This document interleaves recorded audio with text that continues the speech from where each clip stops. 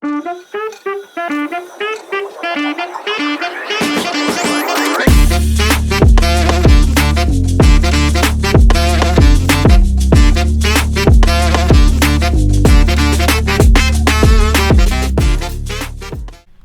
Guys, welcome back to my YouTube channel. ನಾವು ತುಂಬ ದಿನದಿಂದ ಎಂದ್ಕೊಳ್ತಿದ್ವಿ, ಅಂದರೆ ನಮ್ಮ ಬೈಕಲ್ಲಿ ಏನೆಲ್ಲ ಚೇಂಜಸ್ ಮಾಡಿದ್ದೇವೆ ಅದನ್ನು ನಿಮಗೆ ಹೇಳಬೇಕಂತ. ಇದು ಎಕ್ಸ್ಪಲ್ಸ್ 2021 ಮಾಡೆಲ್, 4V ಅಲ್ಲ, ಇದು 2V. ನಾರ್ಮಲಾಗಿ ಲುಕ್ಕಲ್ಲೇ ಗೊತ್ತಾಗ್ತದೆ, ಒಂದು ಗಾರ್ಡ್ ಉಂಟು, ಸೀಟ್ ಸ್ವಲ್ಪ ಚೇಂಜ್ ಕಾಣ್ತುಂಟು, ಹಿಂದೆ ಒಂದು ಪ್ಲೇಟ್ ಕಾಣ್ತುಂಟು. ಮೇಯ್ನ್ಲಿ ನಾನು ಫಸ್ಟ್ ಚೇಂಜ್ ಮಾಡಿದ್ದು ಈ ಪ್ಲೇಟ್. ಇದು ಕೂಡ ಅವ್ರದ್ದೇ 66 bhp ಅವ್ರದ್ದೇ. ಇಲ್ಲಿ ನೋಡಿದರೆ ಇದು ಸ್ವಲ್ಪ ಬ್ಲ್ಯಾಕಿಶ್ ಕಾಣುತ್ತಲ್ಲ, ಇದು ಫಸ್ಟ್ ಟೈಮ್ ಗಾಡಿ ಆಕ್ಸಿಡೆಂಟ್ ಆದಮೇಲೆ ಏನು ಮಾಡೋದು ಅಂತ ಗೊತ್ತಾಗಲಿಲ್ಲ. ಸೊ ನಾನು ಅದನ್ನು ಕವರ್ ಮಾಡಲಿಕ್ಕೆ ಇದು ಹಾಕಿದ್ದೆ. ಅದ ನಂತರ ತುಂಬ ಕಡೆ ತಾಗಿದೆ. ಮತ್ತು ಈಗ ಹೈಲೈಟ್ ಆಗಿ ಕಾಣೋದು ಇದು ಸೀಟ್. ನಾನೊಂದು ಯೂಟ್ಯೂಬಲ್ಲಿ ತುಂಬ ಮ್ಯಾಪಲ್ಲಿ ಎಲ್ಲ ಕಡೆ ತುಂಬ ನೋಡಿಕೊಂಡು ಲಾಸ್ಟಿಗೆ ಸಿಲೆಕ್ಟ್ ಮಾಡಿದ್ದೆ ಈ ಸೀಟು. ಅಂದರೆ ಇದೊಂದು ಆ ಲೊಕೇಶನ್ ನಾನು ನಿಮಗೆ ಡಿಸ್ಕ್ರಿಪ್ಷನಲ್ಲಿ ಕೊಡ್ತೇನೆ. ಅವರು ಸೀಟ್ ಮಾತ್ರ ಮಸ್ತ್ ಮಾಡಿದ್ದಾರೆ. ನಾನು ಫಸ್ಟ್ ಕೂಡ ಸೀಟ್ ಕೆಲಸ ಮಾಡಿಸಿದ್ದೆ, ಆಗ ಜಸ್ಟ್ ಇಷ್ಟು ಮಾತ್ರ ಮಾಡಿಸಿದ್ದೆ, ಅಂದರೆ ಫುಲ್ ಕವರೆಲ್ಲ ಹಾಕ್ಸಿದ್ದೆ. ಆದರೆ ಈ ಸತ್ತಿದ್ದು ಈ ಸೀಟ್ ಮಸ್ತ್ ಇದೆ. ಅಂದರೆ ಯಾಕಂದರೆ ಗ್ರಿಪ್ ಮಸ್ತ್ ಇದೆ, ಸ್ಮೂತ್ನೆಸ್ ಇದೆ. ಈಗ ನಾರ್ಮಲಾಗಿ ನಮ್ಮದು ಎಕ್ಸ್ಪಲ್ ಸೀಟ್ ಹೆಂಗೆ ಅನ್ನಿಸ್ತದೆ ಅಂದರೆ, ನಾರ್ಮಲ್ ಕೂತ್ಕೊಂಡ್ರೆ ಕಲ್ಲಲ್ಲಿ ಕೂತ್ಕೊಂಡಾಗ ಅನ್ನಿಸ್ತದೆ. ಕಲ್ಲಲ್ಲಿ ಅಂದರೆ ಕಲ್ಲೇ. ಒಬ್ಬ ಯಾರಾದರೂ 5 ಕಿಲೋಮೀಟ್ರಿಂದ 10 ಕಿಲೋಮೀಟ್ರ್ ಕೂತ್ಕೊಂಡ ಅಂದರೆ ಮತ್ತು ಅವ ಕೂತ್ಕೊಂಡು ಹೇಳ್ತಿದ್ದೆ ನಮಗೆ ಕೂತ್ಕೊಳ್ಳೋದಿಲ್ಲ ನಿನ್ನ ಗಾಡಿಯಲ್ಲಿ ಅಂತ. ಸೊ ನಾನು ಈ ಒಂದು ಕೆಲಸ ಮಾಡಿಸಿದ್ದೆ. ಇದೊಂದು ಬೆಲ್ಟ್ ಹಾಕಿದ್ದಾನೆ, ಲುಕ್ ಚೆಂದ ಬಂದಿದೆ. ಇನ್ನೊಂದು ಹೈಲೈಟ್ ಅಂದರೆ ಈ ರೆಡ್ ಗಾರ್ಡ್ ಕರೆಕ್ಟ್ ನೋಡಿದರೆ ಇದು ಟಚ್ ಆಗಲ್ಲ. ಇಲ್ಲಿ ಎಲ್ಲರೂ ಎನ್ಸ್ಕೊಳ್ತಿದ್ದಾರೆ ಇದು ನಾನು ಟಾಂಕಿನಿಂದ ಅಟ್ಯಾಚ್ ಮಾಡಿದ್ದೇನೆ ಅಂತ. ಅಲ್ಲ, ಜಸ್ಟ್ ನೋಡ್ಲಿಕ್ಕೆ ಹೋದರೆ ಒಂದು ಜಾಯಿಂಟ್ ಇಲ್ಲಿದೆ, ಒಂದು ಇಲ್ಲಿದೆ, ಒಂದು ಇಲ್ಲಿದೆ. ಇದು ಎಷ್ಟು ಸ್ಟ್ರಾಂಗ್ ಅಂದರೆ, ಈಗ ನಾರ್ಮಲಾಗಿ ಗಾಡಿಯಿಂದ ಕರೆಕ್ಟ್ ನಂದು ನಕಲ್ ಗಾಡಿ ಎಲ್ಲಿ ಬರುತ್ತೆ ಅಷ್ಟೇ ದೂರಕ್ಕೆ ಬರುತ್ತೆ.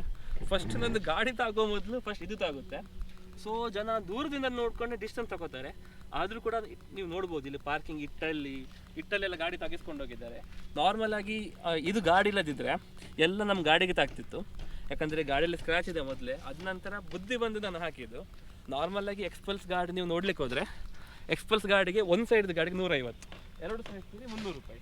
ಆ 300 ರೂಪಾಯಿಗೋಸ್ಕರ ನಾವು ಗಾಡಿ ಫಿಟ್ ಕೊಟ್ಟರೆ ಫುಲ್ಲು ಲಾಸ್ ಆಗ್ಬೋದು. ಸೊ ಇದೊಂದು ಮಾಡಿದ್ದೆ. ಆದರೆ ಬ್ಲ್ಯಾಕಿಗೆ ರೆಡ್ ಕಾಂಬಿನೇಷನ್ ಹಾಕಿದ್ರಿಂದ ಎದ್ದು ಕಾಣ್ತದೆ. ನೆಕ್ಸ್ಟ್ ನೋಡ್ಲಿಕ್ಕೆ ಹೋದರೆ ಇಲ್ಲಿ ಸ್ವಲ್ಪ ಸ್ಕ್ರ್ಯಾಚಸ್ ಕಾಣ್ತದೆ. ಇದು ಫಸ್ಟ್ ಟೈಮ್ ನಾನು ಗಾಡಿಯಲ್ಲಿ ಬಿದ್ದಾಗ ಆದ ಸ್ಕ್ರ್ಯಾಚಸ್. ಆಗ ನಾನೊಂದು ಶಟರ್ ಬಾಕ್ಸ್ ಫಿಲ್ಮ್ ಅವ್ರದ್ದು ಗಾಡಿದು ನೋಡಿಕೊಂಡು ಇಲ್ಲ ಸ್ವಲ್ಪ ಇದು ಮಾಡ್ತಿದ್ದೆ, ಸ್ಟಿಕ್ಕರಿಂಗ್ ಹಾಕ್ಸಿದೆ. ಬ್ಯಾಂಗ್ಳೂರು ಬಂದ ನಂತರ ಅದನ್ನು ನಾನು ಚೇಂಜ್ ಮಾಡಿಸಿ ಹೇಗಿತ್ತು ಹಾಗೇನೆ ಪುಟ್ಟಿ ಹಾಕಿ ಅದೊಂದು ಸ್ಟ್ಯಾಂಡ್ ಮಾಡಿಸಿದೆ. ಸೊ ಅದೊಂದು ಡಿಫ್ರೆಂಟ್, ಅದೊಂದು ನೆನಪಿಗಿರಲಿ ಅಂತ. ಮತ್ತು ಇದರಲ್ಲಿ ಚೇಂಜ್ ಮಾಡಿದ್ದು ಈ ಲೈಟ್ಸ್, ಈ ಇಂಡಿಕೇಟರ್ ಲೈಟ್. ಫಸ್ಟ್ ಒಂದು SJ ಇನ್ನೊಂದು ಇದ್ದಿತ್ತು ಯೆಲ್ಲೋ ಕಲರ್, ಆದರೆ ಆ ಲೈಟಲ್ಲಿ ಫೋಕಸ್ ಅಷ್ಟೇ ಇರಲಿಲ್ಲ. ಇದರಲ್ಲಿ ಒಂದು ವೈಟ್ ಇದೆ, ಇನ್ನೊಂದು ಯೆಲ್ಲೋ ಇದೆ. ಆದರೆ ಇದು ಕಣ್ಣಿಗೆ ಹೊಡೆಯಲ್ಲ. ಮೇಯ್ನ್ಲಿ ನಮಗೆ ಬೇಕಾಗಿದ್ದದ್ದು ರಾತ್ರಿ ನಾವು ಹಾಕ್ಕೊಂಡು ಹೋದರೂ ಕೂಡ ಯಾರಿಗೂ ಕಣ್ಣಿಗೆ ಡಿಸ್ಟರ್ಬ್ ಆಗಬಾರ್ದು. ಸೊ ಇದನ್ನು ನಾನು ಪ್ರಿಫರ್ ಮಾಡ್ತೇನೆ. ಮತ್ತು ಈ ಇಂಡಿಕೇಟರ್ ನಾರ್ಮಲ್ ಇಂಡಿಕೇಟರ್ ದೊಡ್ಡದಿತ್ತು, ಅಂದರೆ ಇಟ್ಟಲ್ಲೆಲ್ಲ ತಾಗಿದಲ್ಲೆಲ್ಲ ಕಟ್ ಆಗ್ತಿತ್ತು. ಸೊ ಆ ಟೆನ್ಷನ್ ಬೇಡ ಅಂತ ಚೇಂಜ್ ಮಾಡಿದೆ. ಮತ್ತು ಇಲ್ಲಿ ನೋಡ್ಲಿಕ್ಕೆ ಬಂದರೆ ಇದು ನಮ್ಮದು ಮೋಟೋ ಟಾರ್ಕ್ ಅವ್ರದ್ದು ಹ್ಯಾಂಡಲ್ ಬಾರ್. ಇಲ್ಲಾಂದರೆ ನಾವು ನಾರ್ಮಲ್ ಆಗಿ ಹ್ಯಾಂಡಲ್ ರೈಸರ್ಸ್ ಹಾಕಿ ಮೇಲೆ ಮಾಡ್ತೇವೆ. ಅದಕ್ಕಿಂತ ನನಗೆ ಅನಿಸಿದ್ದು ಮೋಟೋ ಟಾರ್ಕ್ ಇದೆ. ಯಾಕಂದರೆ ಆಫ್ ರೋಡಲ್ಲಿ ಎಷ್ಟು ಸತಿ ಎಲ್ಲ ಗಾಡಿ ಬಿದ್ದಿದೆ ಅಲ್ಲ, ಪ್ರತಿ ಸತಿ ನಾನು ಹ್ಯಾಂಡಲ್ ಚೇಂಜ್ ಮಾಡಿದ್ದೇನೆ.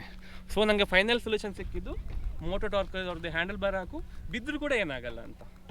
ಸೊ ಇನ್ನೊಂದು ಈ ನಕಲ್ ಗಾರ್ಡ್ಸ್, ಇದು ಆಕ್ಸರ್ ಬೀಸ್ ಅಂತ ಕಾಣುತ್ತೆ. ಇದು ಒರಿಜಿನಲ್ಲ, 1500 ಕೊಟ್ಟು ಹಾಕಿದಿರಬೇಕಿದು. ಆದರೆ ಇದು ತುಂಬ ಯೂಸ್ಫುಲ್. ಯಾಕಂದರೆ ಇದರಲ್ಲಿ ಒಂದು ಹೀರೋದೊಂದು ಹ್ಯಾಂಡಲ್ ಗಾಡಿ ಇದ್ದಿತ್ತು.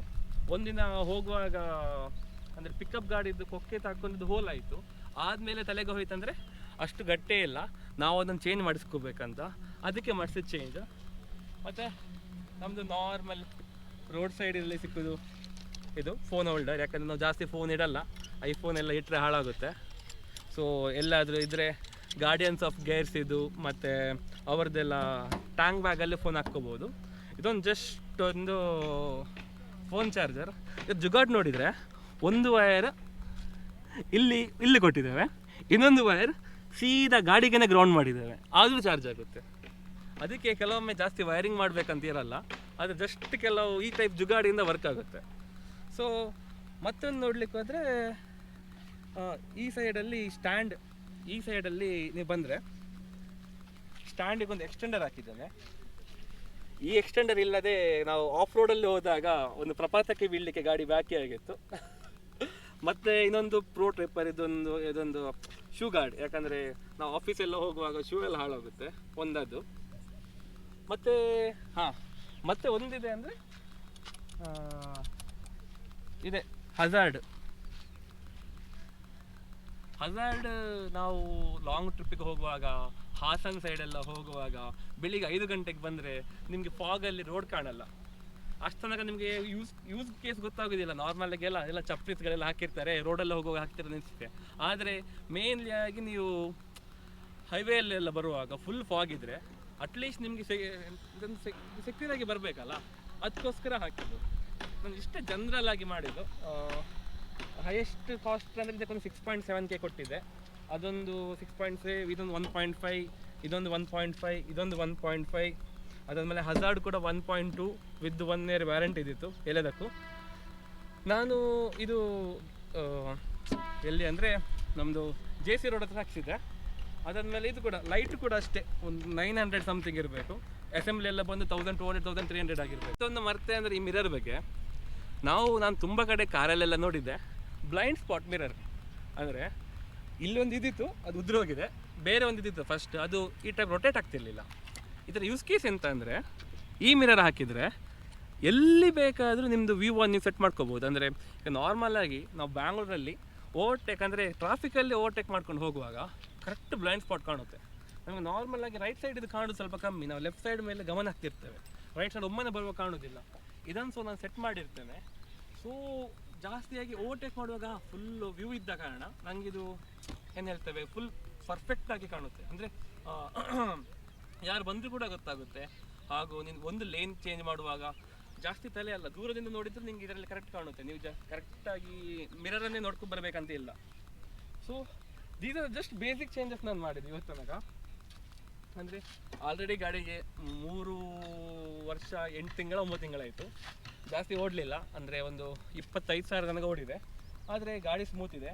ಮೊನ್ನೆ 1 ಮಂತ್ ಆಯಿತು ನಾನು ಬ್ಯಾಟ್ರಿ ಚೇಂಜ್ ಮಾಡಿದೆ. Stock battery almost 3 years 7 months ಬಂತು. ಅಂದರೆ ವೀಕ್ ಇದ್ದಿತ್ತು, ಅದು ಯೂಸ್ ಮಾಡ್ತಿದ್ದೆ ಡೆಡ್ ಆಗೋ ತನಕ.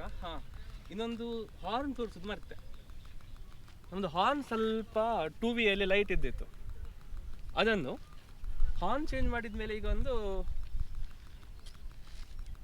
ಹಾರ್ನ್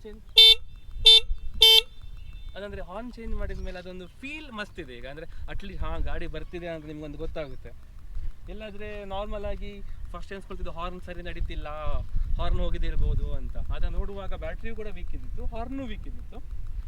ಸೊ ಇದೊಂದು ಮತ್ತೆ ಒಂದು ಲಕ್ಕಿ ಪಾಯಿಂಟ್ ಅಂದರೆ ಗಾಡಿ ನಂಬರ್ 555 ಕೊರೋನಾದಲ್ಲಿ ಸಿಕ್ಕ ನಂಬರ್. ಅದೊಂದು ಏಂಜಲ್ ನಂಬರ್ ಅಂತಲೇ ಹೇಳ್ಬೋದು. ಲಕ್ಕಿಂದ ಸಿಕ್ಕಿದ ನಂಬರ್ ಅದೊಂದು. ಇದೇ ನನ್ನ ಈ ಗಾಡಿದ್ದು ಬೇಸಿಕ್ ಚೇಂಜಸ್.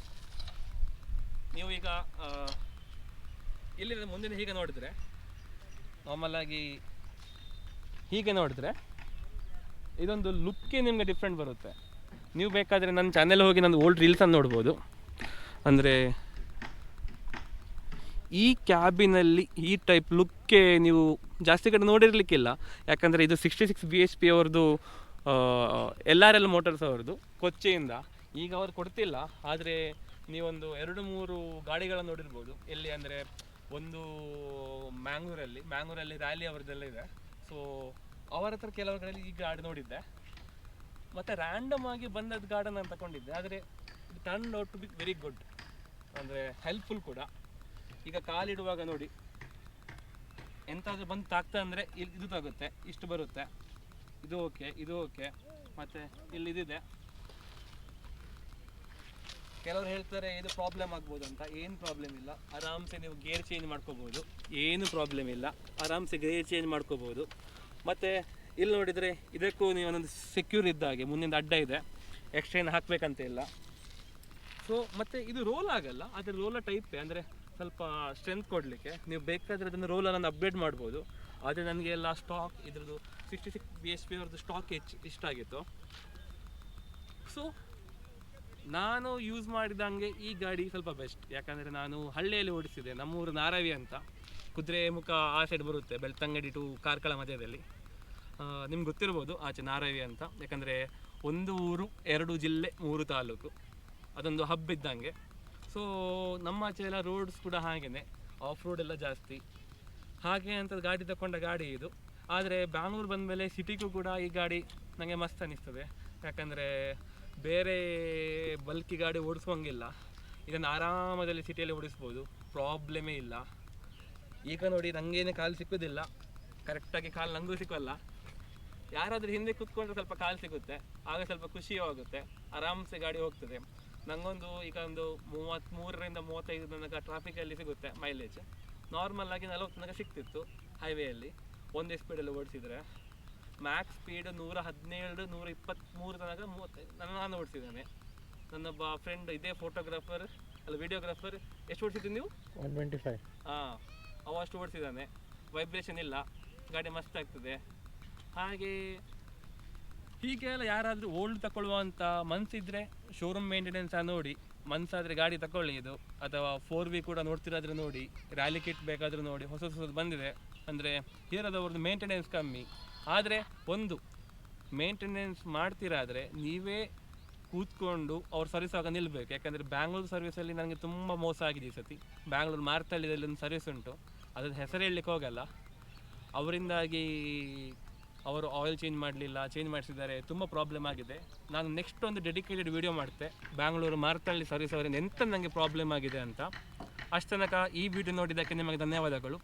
ಎಂತಾದರೂ ನಾನು ಹೇಳಿದ್ರಲ್ಲಿ ನಿಮಗೆ ತಪ್ಪು ಅನಿಸಿದರೆ feel free to drop a comment, ನಾನು ಅದಕ್ಕೆ ಕರೆಕ್ಟಾಗಿ ರಿಪ್ಲೈ ಕೊಡ್ತೇನೆ. ನಮಗೇನು ಬೇಜಾರಾಗಲ್ಲ, ನಾನು ಹೇಳಿದ್ರಲ್ಲಿ ಎಂತ ತಪ್ಪಿದರೆ ನಾವು ಅದನ್ನು ತಿದ್ಕೊಳ್ತೇವೆ.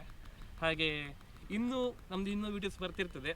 ನೆಕ್ಸ್ಟ್ ನಮ್ಮದೊಂದು ಡಾಮಿನರ್ ರಿವ್ಯೂ ಎಲ್ಲ ಇದೆ. ಸೊ ಅದು ಕೂಡ ಫುಲ್ಲಿ ಲೋಡೆಡ್ ಡಾಮಿನರ್. ಸೊ ಆ ವಿಡಿಯೋಗಾಗಿ ವೆಯ್ಟ್ ಮಾಡ್ತೀರಿ. ನಮ್ಮ ಚಾನಲನ್ನು ಸಬ್ಸ್ಕ್ರೈಬ್ ಮಾಡಿ, ವಿಡಿಯೋ ಲೈಕ್ ಮಾಡಿ, ಹಾಗೂ ನಿಮ್ಮ ಫ್ರೆಂಡ್ಸಿಗೆ ಶೇರ್ ಮಾಡಿ. Thank you.